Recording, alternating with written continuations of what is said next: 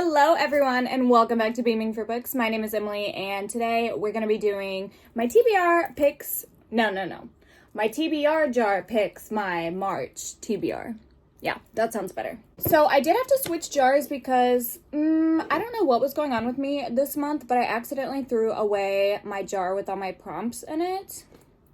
I know, I didn't realize till literally today because I went to grab the jar and thought, where's the jar? Oh yes, I threw it away. And I vividly remember throwing it away because I thought that it had old TBR prompts in it. Let me tell you, the ADHD brain is something special. It surely is. So regardless, I have a new, non-preferred jar, but I do have like a little container that holds all my goodies in it, which we're going to be picking from today. But before we do that, let's talk about the books that I read from last month's TBR jar picks my TBR or whatever. So last month, I believe I put 5 books, or I pulled 5 prompts to pick books that I wanted to read. And here they are, at least the ones that I read. And here are all of them all together. This is the one that I did not read. I did not get to Age of Vice by Deepti Kapoor.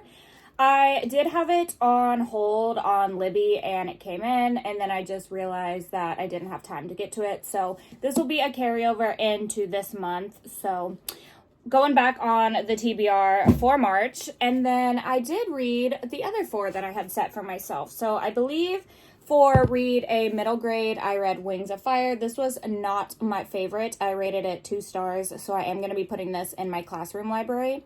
It does not need to stay in my home library. It just was not all that I thought it would be. And honestly, I did have high expectations due to all my kids like reading this and seeing all the 6th graders and 5th graders constantly reading these books. But for me, it just didn't hit. So this is gonna be an unhaul. Off it goes to the classroom. I read Mere Mortals by Erin Jade Lange, and this one again, something was missing with it. It was like a different take on like the vampire situation, but it was just missing something. We have our 2 characters who were once vampires, and part of their punishment for something that they did is that they have to turn into humans, and it was just missing something. This one I also rated 2 stars. It is going to be unhauled as well. We have The Naturals, which I believe was for the prompt read a book with black on the cover, or read a young adult? I can't remember, but I did read this one as well. Part of a series where we have our little characters who are they teenagers? I think they're like close to the age of 18, but they have these, not powers, but like gifts where they can profile people, tell them people are lying, that kind of thing. And so they are recruited to help solve cold cases, and they're quickly thrown into an active case, which they're not really too, sure about, but they help to solve and save the day. So I did read this one and will be keeping it because I have the rest of the series and I do want to finish this one eventually, like the whole series. So gonna be keeping that. And then The Win, which was this was for like certain amount of pages, I think. Honestly, I can't remember. Let's just be real. I read Into the Drowning Deep by Mira Grant, aka Shannon McGuire, and oh my god, this was creepy. This was fun. I recommended it to my dad and to a friend of mine because this was 5 stars. It's like creepy mermaids out on the sea. We got a big vessel doing some scientific research, but soon they are figuring out that these creepy mermaids are out to get them. It was so good. Glad I got to read this one. Probably wouldn't have gotten to it without the prompts, so let's hope that this month has some goodies for me as well. So we'll be keeping this one as well. All right, and now we can do the fun part, which is getting into the prompts. I'm going to pick 5, I think. No, I'm going to pick 4 because I do have that carryover from last month, the Age of Vice. So without further ado, let's just pull number 1. I'm going to mix-a-roo. And this one's in my hand. So let's see. Okay. Do you see it? A book over 500 pages. Okay, I don't know what exactly, I don't have anything in mind for this. Unless, do I count Age of Ice? No, that's cheating. Okay, let me do a little look-see and see what we can find for a book over 500 pages. Okay, this is kind of a stretch for me, but I think I'm going to go with Crescent City by Sarah J. Maas. I've not read this yet. I've read like maybe 50 pages of it and then put it down for another time, and all the girlies are talking about this series because the latest book, House of Flame and who knows what it is, just came out. So I think we're gonna read this. It's like 800, 750, 60, 70 pages. So honestly, don't know much about this except for I think our main character's name is Bryce, maybe. Yeah, Bryce, and she's like looking to avenge like her friend's death or something. I don't 100% know, but I'm excited to get into this. I own a different copy that I will be tabbing, a paperback, like kind of ripped up copy. So this one's just for show, but I'm excited to get into this month. Hopefully we are able to finish it. So high hopes for our first prompt of the TBR jar. Let me set these to the side so I know where to put them when we're done. Okay, prompt number 2. Watch it be like read a book that's 500,000 pages. Just kidding. All right, a book that matches my makeup. Girl, my makeup is so boring today. I'm gonna call this Bland Girl Chic. I don't have any eye color on. I don't have any lipstick on other than just like a clear gloss, but I guess my blush is like a little poppin' and pink and sparkly. So can we find something like pinky that matches my blush? I think we can. Let me take a look. Okay, I found one. Look how cute. I feel like it does kind of match because I got like kind of some shimmer on the nose, you know, and this is kind of shimmery. That's pushing it a bit. But we're going to read Laura Dean Keeps Breaking Up With Me by Mariko Tamaki and Rosemary Valero O'Connell.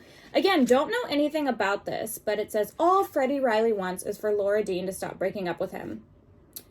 Okay, young love that asks us to consider what happens when we ditch the toxic relationships we crave to embrace the healthy ones we need. It's like a cutie little graphic novel. It is quite long for being a graphic novel, like 300 pages, but I figure this will be fun. I got it at the thrift store recently for $1.99, so we're gonna add this one to the TBR as well. Two more. Give me something good, baby. Give me something good.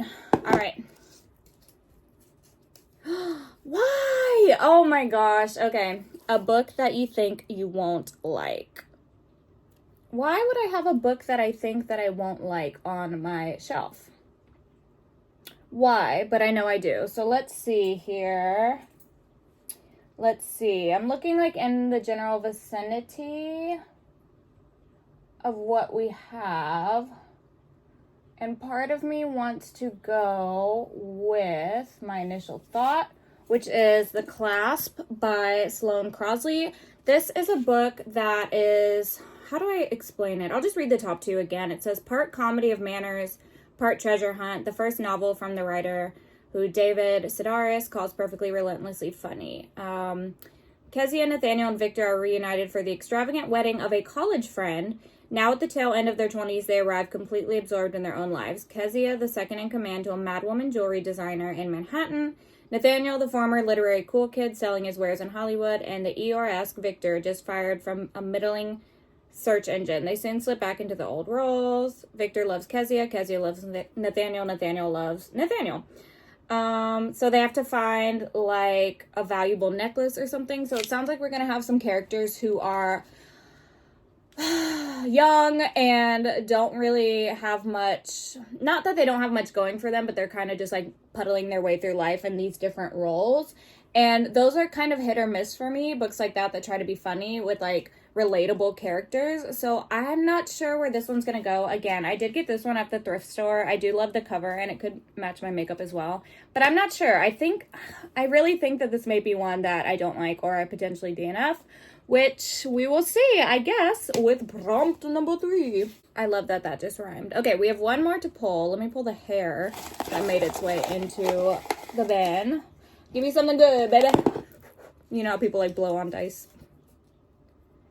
The 10th book on your shelf. Okay, we're going to start there, and I'm not going to count the ones up there. I'm going to count, like, going this way. Oh, gosh, dang. Okay, let's do this. All right, and I'm not going to count the ones that I've read. So 1, 2, 3, 4, 5, 6, 7, 8, 9, 10. Oh my gosh. Can I even get it? 5'2" problems. Do you see what it is? Divine Rivals by Rebecca Ross. All right, this one is one that I've been wanting to get to for a while. I think it follows a case of like hidden identity or miscommunication, where we have two people who are writing letters to each other during a war, and they are journalists, but one of them knows who they're writing to and the other does not.